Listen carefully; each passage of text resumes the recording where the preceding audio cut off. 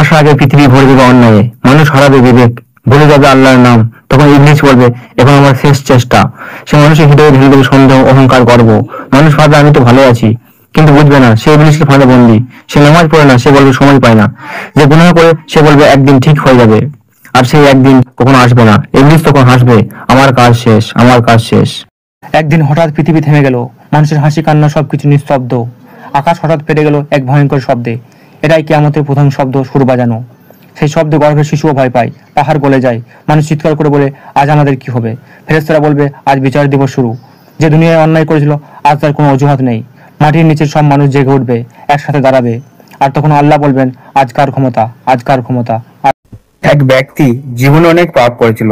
সে হাসতো যখন কেউ তাকে নামাজের কথা বলতো। এখন নয়, সময় হলে পড়বো। একদিন হঠাৎ মৃত্যু এলো। কবরে নামানোর পর মাটি কেঁপে উঠলো, তার কবর থেকে ধোঁয়া বেরোতে লাগলো। মানুষ ভয়ে পালিয়ে গেল। ফেরেশতারা জিজ্ঞেস করলো, কে তোমার প্রভু? সে উত্তর দিতে পারলো না। তখন কবরের ভেতর আগুনের ঝড় উঠলো। চিৎকার করে বলল, একটা সুযোগ দাও আল্লাহ।